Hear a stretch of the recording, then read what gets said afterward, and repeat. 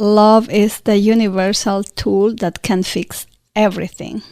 Yiuvany Aguilar was born in a typical Peruvian family. She's the eldest of 4 children. As a nurse by profession, she's experienced true pain, frustration, and grief endured by patients and families. She decided to specialize as a holistic nurse, life coach, and mindfulness and self-compassion teacher to help her patients. And later on, those resources were applied in her own grieving journey. In today's show, we discuss grief, dealing with loss, how do you get yourself back on track, how to utilize resources to get yourself on track. And then later in the show, we also talk about what drives her and what her quote that she lives by that's just inspirational. And it's not something somebody else said. It's something that she's created herself, and she follows and leads on that. I really hope you enjoy the show. Welcome back to the Our 2 Cents podcast, the show where your local professionals sit down with an array of guests to hear their story and impart some wisdom for both business and life-improving skills. This is your place to hear business and community leaders discuss relevant topics that matter to you.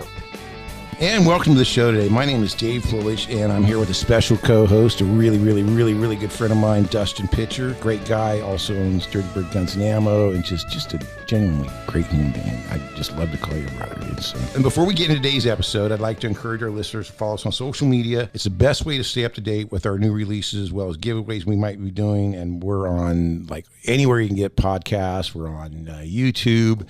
You can follow us on all our social media and get links to all of our stuff that way as well. Today we're here with Yiuvany Aguilar ONOFRE.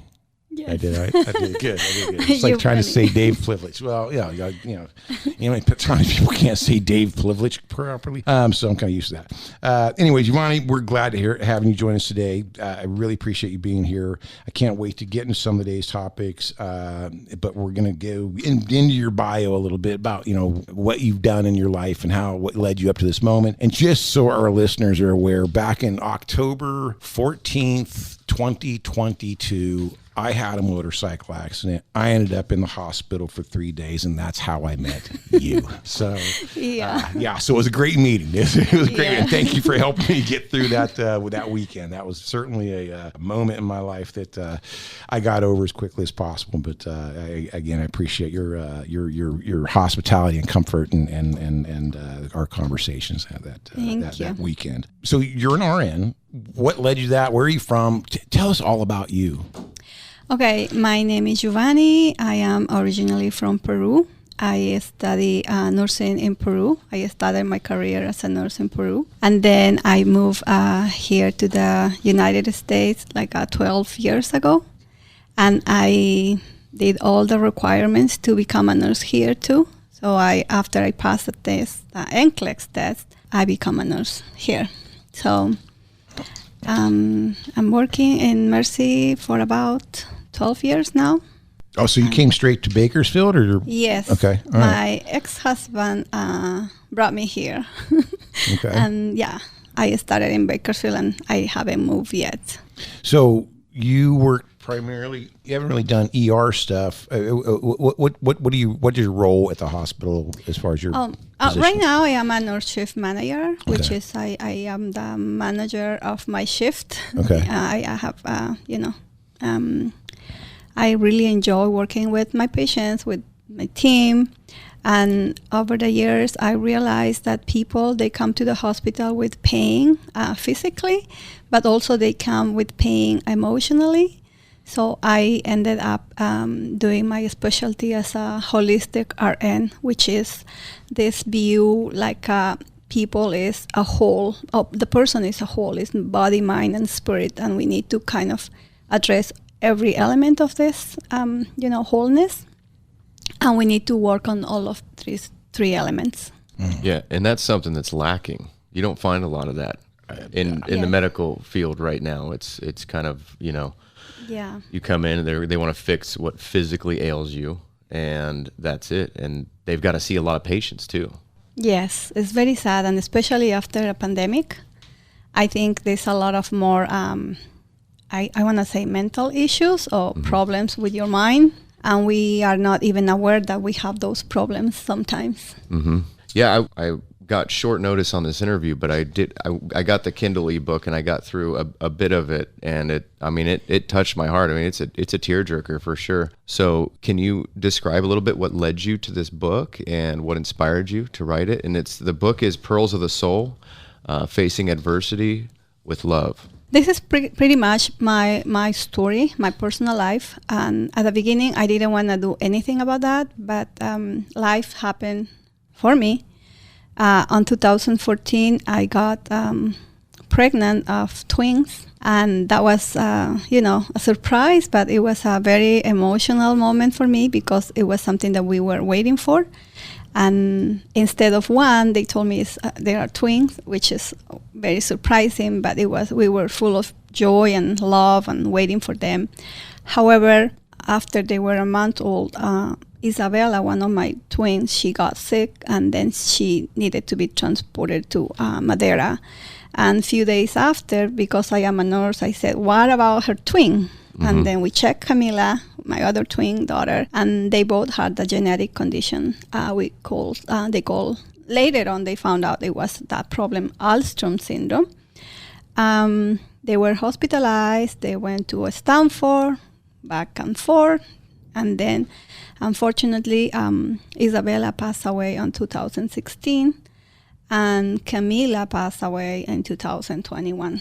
Wow. So, but in between, after Isabella passed away, I got the request for my ex-husband to file for divorce. So it was kind of like one loss, another loss, and another loss, and it was very overwhelming. Mm-hmm. And my only way for me to download my feelings and my thoughts, it was writing. Mm. And I like to post on Facebook, and I was posting on Facebook things like poems, like my state at that moment and my feelings.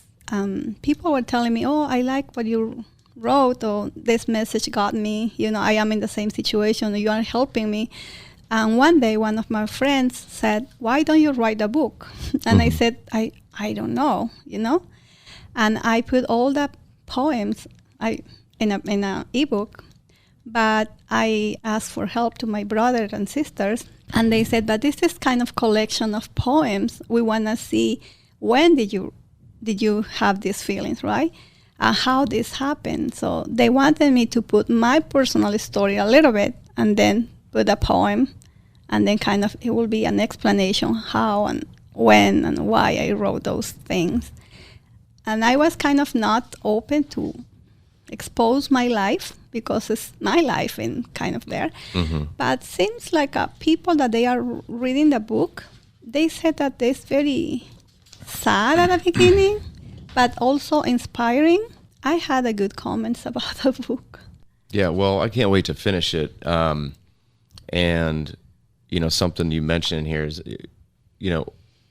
something I've noticed in life is you don't meet someone that hasn't been touched by tragedy at some point, or will at some point, suffer a betrayal or a loss or mm-hmm. all of those things in quick succession. And so you call them your pearls, your pearl of the day. And I really enjoy how you kind of tied that into specific challenges you mm-hmm. were experiencing at the time, and along with the poems you put. Mm-hmm. I mean, I think it's really nice. So could you tell us a little bit about, where you got your strength? I know that your faith comes through as a central mm-hmm. theme in the book. And so tell us about that a little bit. Yeah, I think because I am a nurse, I see this life and death, they are very close. It's very, very close. We are here today. We don't know if we are going to be here tomorrow. Like Dave, he had an accident. He could have died that day. Yeah. You never know. Mm-hmm. He was just having fun or going from one place to the other. He had an accident. He ended up in the hospital. And life is like that. So I think before these things happened to me, I was getting some resources as a nurse to strengthen my emotional state. Because if you are not strong emotionally as a nurse, you can you can be depressed because there's so many cases that you see in the hospital every day. People die, in front of you, and you can't do anything. So I started doing meditation. I was trained as a life coach. I did so many trainings, and probably I didn't put that out there as a coach officially, but I coach myself, like how you can be in control of your emotions, because you cannot change anything that happens outside, but you can change what happens inside of you. That's the only thing that you can control in life. And I think that's part of that situation. Even I was there, I remember very clearly when Isabella was in ICU, connected to a lot of lines and monitors, and then I was hoping that it will be just her. But in my head, I had this idea about what about Camila? What about Camila? And even I was talking to the doctors, telling them, hey, she has her twin, identical twin. Should I bring her to ER to have checked? And they said, no, you don't need to. But I did it anyway. So I went to ER with Camila, which is driving 2 hours from Bakersfield to Madera. It's not easy when you have twins, Yeah. She's there and I'm here. And then we went to ER, and in ER, the doctor told me, oh, don't worry, she's fine. They did an EKG only, and she said she's fine, she can go back home. 2 days later, doctor called me and they said, you need to bring her back. So we took Camila back to ER, and they did another test, and they confirmed that they both had the same diagnosis. So diagnosed. And then I was upset. I was frustrated with the doctor. I started yelling and just pretty much out of control, because I said, why you do this to me? Why you didn't do this before?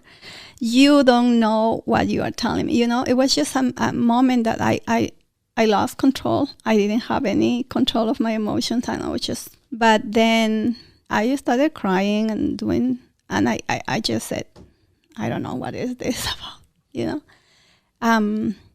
but I think it was a very painful time that I needed to get close to God. I said, I cannot do this without you. Tell me what you want from me, And I was going day by day, because I thought at some point I will die, because I have no hope anymore. It was a moment that I wanted to be close to God. It was a moment that I didn't want to talk about him. I didn't have faith in him anymore. It's just you go up and down with your emotions, and then at some point you have to kind of navigate those. But I think ultimately love is the main thing, because I love my daughters. I said I will do everything that is in my power to keep them in a good shape with love, and I will be there, my presence, my energy. So I try to work on myself to be the good source of energy for them, a love and, care for them as much as I can. Because as a nurse, I know they can die at any time. But I didn't want to waste time thinking and not doing anything. So instead, I started doing things for them from love. I think that worked. So after, you got hit with a lot. So there was a time period in between, the loss of your first daughter, and then so the grief that you experienced. What did that do to you? Because it is, we, like you said, a lot of us have experienced grief in one way or another. I remember when my grandfather died, how that affected me.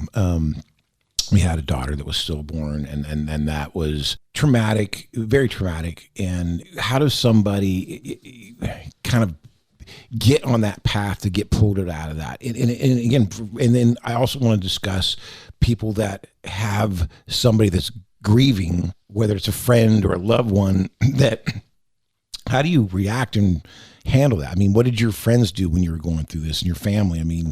Watching you experience this, sure, everybody goes, my condolences, but there's more to that. What the person is grieving, what do they want to hear? What do they need to hear? Yeah, I think because I have gone through this experience pretty much very often, like my daughter, when I get divorced, and my other daughter, you kind of feel the difference between one loss and the other. And over time, you kind of get to know the pattern of grief, right? Because you know that this is very overwhelming at the beginning. People will come to you. They will comfort you. They will offer their help in different ways. But then slowly they are going to disappear as well, because life happens for everyone, and they don't need to be with you all the time, because sometimes it's just kind of like the natural process of even people who help you. They are going to be here for a few days and then they just go away. But I think the main thing for me is what you expect from people. So when Isabella passed away, I had my mom, my husband, and my other twin, Camila, with me. And how she passed away was completely different than Camila passed away, in different environment as well. But what you expect from people is what makes you feel happy or sad. If I have so many expectations from people, I will feel disappointed, because probably I will put all my hopes in other people's hands and it's not going to happen. But if I am aware that this is going to happen, people will come and then they will go, and I know that it's natural, I will be less disappointed, and I will accept this is like a normal, thing that happen when you have any tragedy in your life, anything. Even when you get married, it's the same. It can apply for the good or for the bad. When you get married or you get engaged, everybody will be there. Oh, nice. What is this about? They congratulate you. They are with you in the party. Over the time, they go away. It's kind of the same. I think expectations is what makes you frustrated. If you don't have much expectations, it's better. Yeah. Well, and I know some people don't handle grief at all, and it may be something that they don't deal with for many years or years, a short time after whatever happened, whether or not it's a loss of a child or loved one, or loss of a relationship, loss of a business. I mean, there's just so many things that can cause grief. And I see there's some people that just, they ignore it, yes. And it's like they don't deal with it for many, many years to come. And, how do you get people to, like I said, our listeners out here, I want them to kind of have a better understanding of what they should do to maybe recognize it, or the ones that aren't talking about it, and who do they talk to, who do they reach out to, or how do they begin that path to go down that path to start dealing with that grief and overcome. Because again, you dealt with one and it was like, okay, I'm trying to grow from that one and deal with it. And then the next one, and then your husband, it's like, wow, I mean, you definitely got hit 3 times. So you're kind of an expert in dealing with tragic situations multiple times. I think one of the things is we have to accept the situation as it is, At the beginning, I was saying, why this happened to me? Why God is punishing me? Why I did wrong? So we have to realize that nothing is wrong with you. Nobody's punishing you. Yeah. It's just life happened. I think the other thing that I can say is grief is a personal journey. It's different from everyone. It's like a fingerprint, right? It's unique. It's for everyone.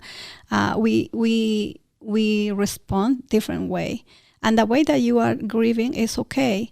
But at the same time, I think you need to be sure that you have some support from friends, family, grief support, therapists. I have all of them. I have family support. I have grief support. I have friends, my therapist. Still, I have therapists. I think those are the people that they are going to. But also, if you have friends, you have to be kind of wise. Who do you want to hang out with? Because there are friends that they are not the right one at that time. Yeah. There are friends that they are going to give you recipes, like a prescription. Oh, do this, do that. And even me, I cannot say, hey, do this because this is going to work. Maybe I can tell you, for me, it was writing, it was meditating, it was getting close to God. But maybe for other people, this is not going to work. So people, they have to find what makes them happy. Later on, I found that hiking is another thing that I really enjoy and helped me connect with God, my soul, my physical strength. But maybe for other people it's not the right thing, but they can find something.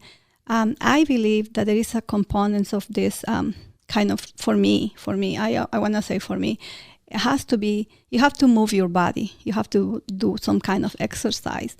Eat healthy, and you have to have focus in what was great about having that husband, that daughter, and not focusing on what was wrong, or what is missing. And the language that you talk to yourself, I didn't lose. It's not a loss, it's a gain for me. It's a blessing. Now I understand that I never lose anything. I just gain. I got a friend.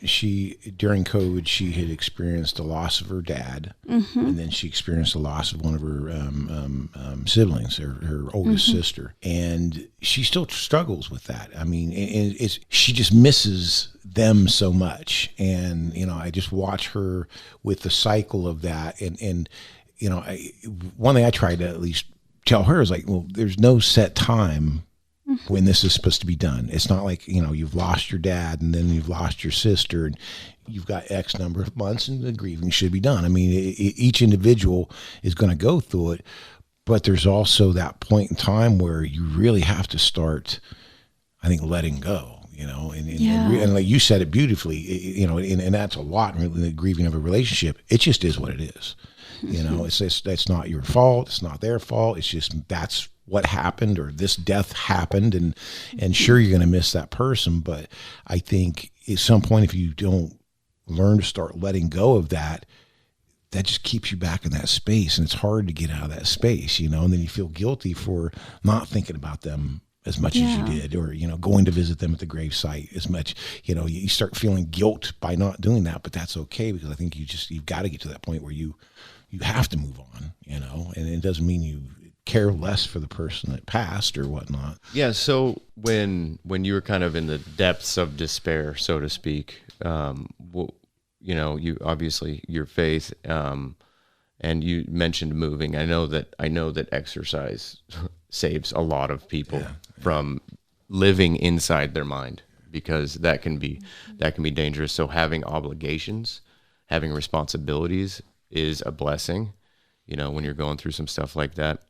But one of the things I saw in here is hugs of the soul. I like that. And one thing I noticed is it seems like this is very much written towards women. And I kind of like that, because that's your experience and everything. And I was, hugs of the soul. And I was like, yeah, you know what?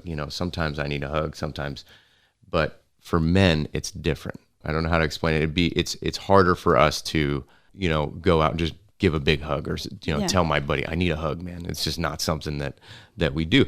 What do you think about that, or what would you say to men who are kind of reserved about sharing and confiding in their friends, the other men that are close to them? I think as a human being, we have some needs that we need to meet, and one thing is our belief how you should be, but how not you. Like you said, I'm not the person who is going to be telling my friend, I need a hug. But I just have yesterday, one of my coworkers, she came to me, I need a hug. It's different, completely different.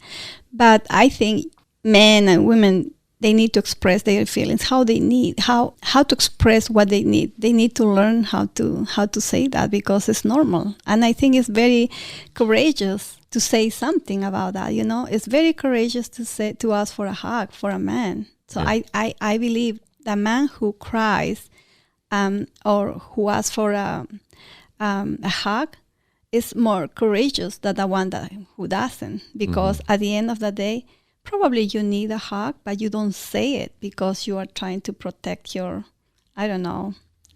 identity, right. Or you are worried what others will say. But at the end of the day, that doesn't matter. It doesn't matter, because what matters is what do you need. And if a hug is going to help, why not ask for a hug? Yeah, right? The guy's trying to be tough, and it's like, I don't cry, or I don't, but maybe you need to. Well, yes. Yeah, absolutely. Yes. And another thing too is I've noticed is that certain people are inviting of that openness. So you, having gone through this and being so wise and having written this, and people around I'm sure you get a lot of people that come to you specifically and that would open up to you because they feel comfortable. They feel like they're confident that they're not going to be judged. And I've noticed this in, men's Bible study groups and stuff like that. Men open up a lot more in those types of settings because that's kind of what they're there for. Everybody knows, okay, we share this in common. For other groups it might be different things, but for men of faith, they share that in common. And it's a lot easier to open up in that setting. And so what is it like being someone that's sought out, that, I'm sure everyone you're around, they come to you when they're going through difficulties? Yeah, that's very interesting because they told me, I have a friend that she said every time she talks to me, she feels a little bit better. And what I do is just I share my experience and some resources that we have, because this is not only about saying something, it's about doing something. You have to do the work. You cannot get better if you don't do the work. For me, because I have these so many things, one of the things, for example, is my ex-husband. My relationship with him. At the beginning, I was so upset with him. I hated him. I didn't want to talk to him anymore. But over time, I realized that this is the person who helped me in a lot of situations. This is the person who was with me in my good times and bad times. Why I have to hate him? Because he doesn't love me anymore the way that I wanted. He is the one who filed for divorce. But at the same time, I said, he taught me so much. I need to be grateful for him. And once I shift this perception about what his role is in my life, I love him in a different way, and now we have a beautiful relationship. He's married, and I love his wife, and we have a very, very good connection with all of them. And instead of losing somebody, I gain a family, because they are my only family here. My family is in Peru, and they are my family, and I am really happy to see him happy, because I feel like my daughters, they are not here physically, but they are enjoying watching us having this kind of relationship. So, and he is sometimes very vulnerable, and sometimes we cry. We hug each other and we cry because we have these memories for our daughters, and it's painful. I don't want to say this is not painful. It is painful. There are times that you go and reflection and you miss that moment. You miss that person who was with you, your little daughters that this time probably they will be 9 years old already. And I say, oh my gosh, it's been a while that they are not with me physically, but once I realize it's not a matter of time or space, it's a matter of love, I have them back in my heart. They are living with me, and everything I do is because of them. They are my drive still. So how long did it take you to write the book? I mean, so it was your family that basically finally pushed you to... Yeah, it was one little thing, and the other, my friends, they were telling me that they like what I wrote on Facebook, and then my siblings, they told me, you should put your story there, and then I just added my practice, right? Because little things like being grateful, it helps a lot. Or being breathing helps a lot. I have a technique here, like box breathing, and I practice that breathing a lot. And gratitude, when I was in the hospital, many times waiting for a new result from any test, I have to walk, and I was going up and down, walking anyway, saying thank you 10,000 times. Because when you are focused on one thing, you don't have time to think in another one. So I was focused on one word, walking, and I think that's a good practice, because you put your mind where you wanna, your attention where you wanna go. So I think that's the one. And then I share here pretty much little resources that you can apply in your life, and it can help if you really do that. But the problem is, this is not the only book somebody wrote about things. There are thousands of books and thousands of practices that you can do. But the hard thing is to put those advices on action, and that's the hardest part. And I think I was willing to do the work. I am very willing to do the work, and I do it. If they told me you have to breathe, I will breathe. If they tell me, do this exercise, I'll do the exercise. If they told me, if they tell me, wake up at 5 a.m. and do your meditation, your gratitude, your this and that, I do that. So I follow the advice, that they give me. So for our listeners here, we've got Pearls of the Soul is the name of the book, Facing Adversity with Love. Where do they find the book? They can find the book on Amazon. Okay. On Amazon, and just with the title Pearls of the Soul, and then it's just Yiuvany Aguilar, and then I have in English and in Spanish. Oh, in Spanish too. Mm-hmm. Fantastic. So the book finally came out when, in 2022? 2020. Yes. Yeah. And December 2022. And again, so how long did it take you from start to finish of writing the book? I finished first the Spanish version because I am I feel comfortable with Spanish and writing and speaking. But I have to work on this one just kind of like slowly because I never wrote anything in English, and I had help from my mentors. I have a good friends of mine that they really love helping me. And then finally, it took me like a year to translate from Spanish to English. So. Oh, wow. Yeah, and then after I published this, I had a friend on Facebook from Australia that he invited me to write a collaboration of the book that he just want us to write a chapter about how to find your purpose. So that book is coming too. But it will be 12 authors from around the world, and I am one of them. Oh, that's fantastic. Yeah. You got to share with us when that comes out. We'll let our listeners know about that one. I was so excited about that because I had to find my purpose right away because the book was about that. Wow. So I've got some rapid fire questions for you. Destin, you have any more questions? You mentioned box breathing. Uh-huh. Oh. Can you tell me about that? Can you tell us about that? I'm curious. Oh, yeah. The box breathing is like you have to do kind of like the shape of a box. Mm-hmm. But you are going to inhale, counting 4, counting 4, you hold, counting 4, you exhale, counting 4, and you hold again, counting 4. So at the end, you do like a box. You have to imagine like you are doing a box, but you inhale, hold, exhale, and hold. How long do you do that for? They said you can do as much as you can, but it happened to me when I do for probably repetition 7. For some reason, 7 is my number. I got so relaxed, especially when you apply this for sleeping. When you have any problems with trouble sleeping or something like that, you can apply that, and I feel like I am just in the zone after the 7 boxes of practice, and it helps a lot with. And the good thing about breathing is you can take that with you anywhere, because if you stop breathing, you're not here. So because they say what you can do to relax, I can go to the spa, I can go to the gym, I can go to the sauna, many things. But when you're working and you are fighting, with a lot of problems, you have to apply something that is with you right away. And the breathing is one of the things that you can have there with you, and you can use this. There are so many techniques about breathing, but the problem is do it, because we breathe very shallow breathing, and that doesn't help at all. So. Yeah, another thing that I find is it's easy to get carried away on social media, on phones and screens and stuff like that distracts from practices like that, because those two things can't go together. You never get off Facebook after an hour of scrolling and feel like that's time well spent. Yeah. If anything, you're more frazzled afterwards. And so I've been more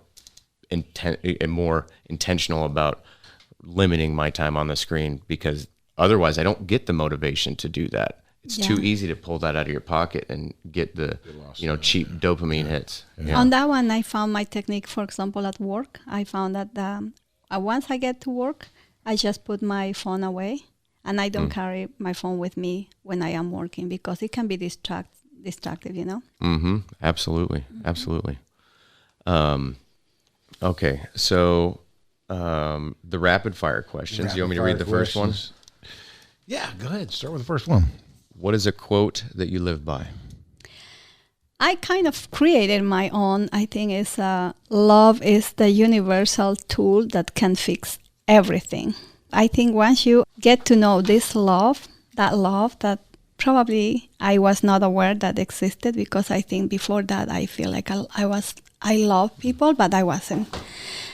I think this is when you really know yourself in a very deep level, and you realize that love is the main force. It's kind of very powerful emotion. It's of closeness and union with your higher power. Once you are there, you can face anything. Yeah, that's one thing I've noticed about love and the concept of love is that a lot of times, people see it differently.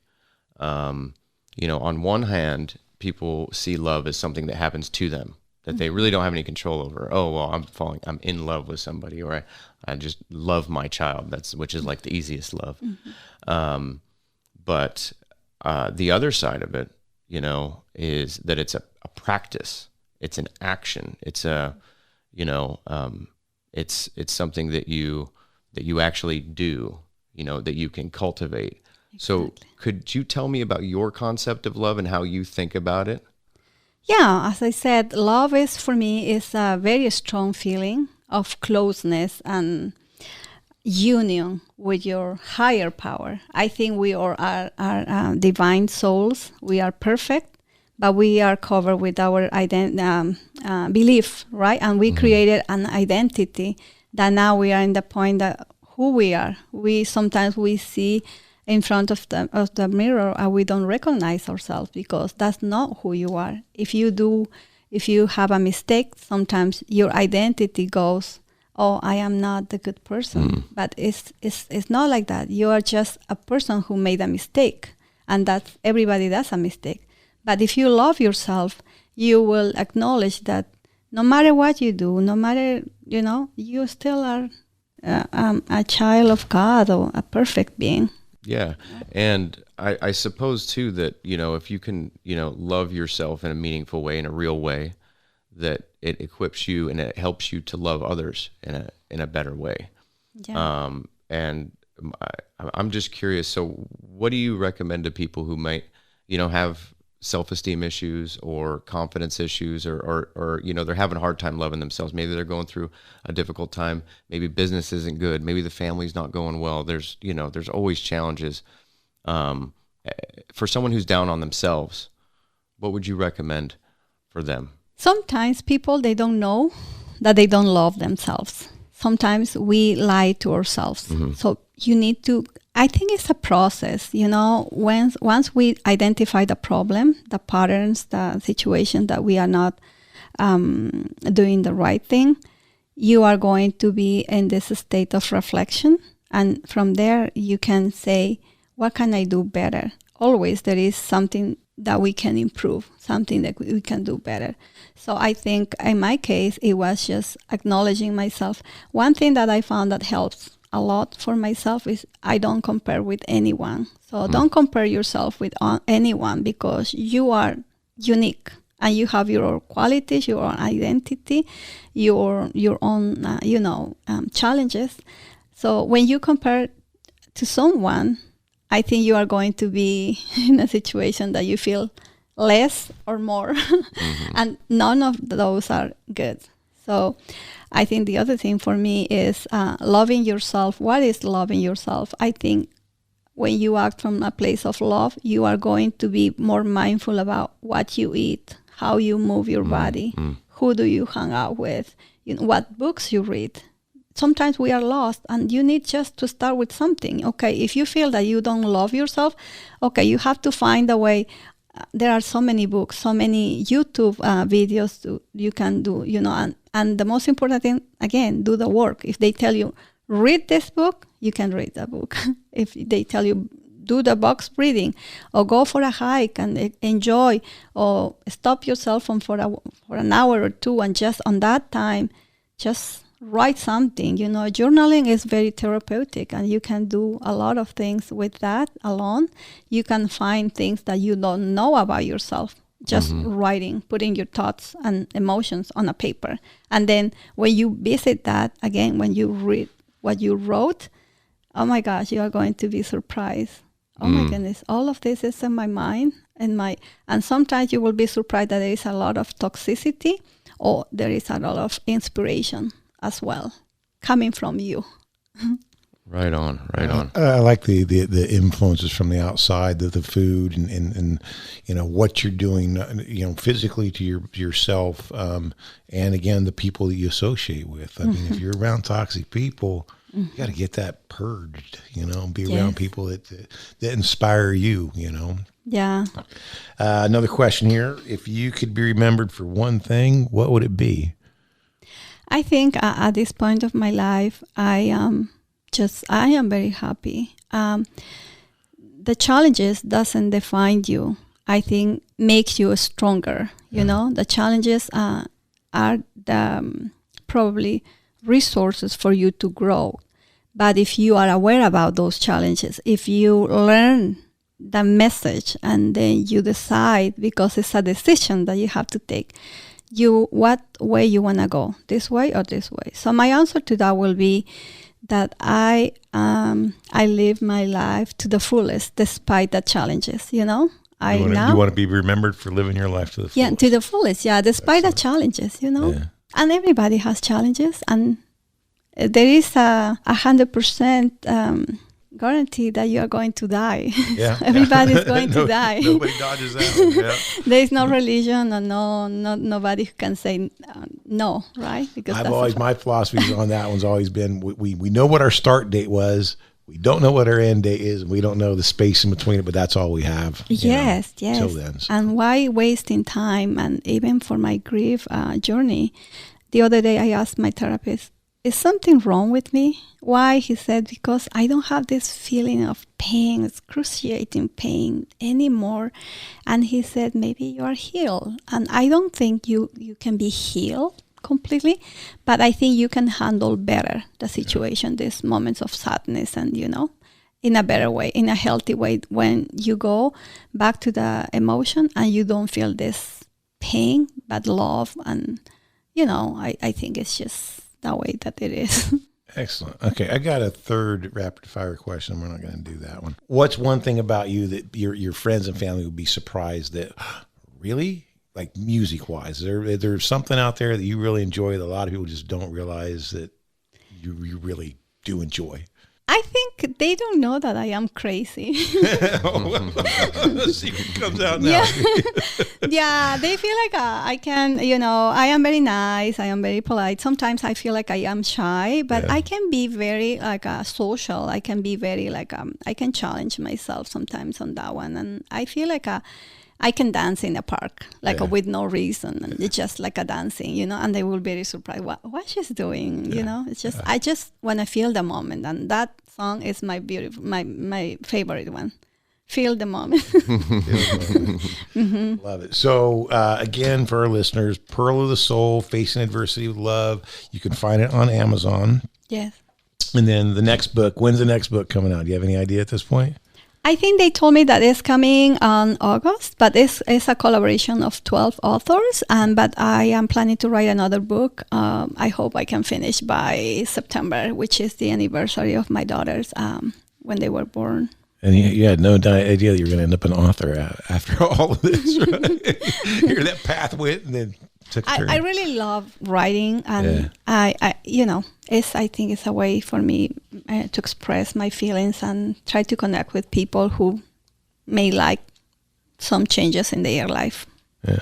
Well, the circumstances on how I met you are completely odd, but I'm glad I got to meet you, and glad that you came and did this with us. So thanks again. We really appreciate it. And Dustin, thank you. Great questions. Absolutely. Good having you here, bud. And this was a great guest to bring me on for. I really appreciate your wisdom and insight. Thank you so much for having me here. Thank you. This show has been brought to you by the Law Office of Kyle Jones, Troy Burton with the Lynn Company, CPA John Duffield, Scott Hansen Real Estate Lender, broker and investor, Dave Plivlich, President and CEO of the Marcom Group and MarcomBranding.com, and Amanda DiGiacomo, president of Atlas Financial Solutions. You've been listening to the Our 2 Cents podcast. Check out the show notes for links and more information about the show. Also visit our website at our2centspodcast.com or catch us on Instagram at Our 2 Cents Podcasts. If you've enjoyed this podcast, please subscribe and share with others.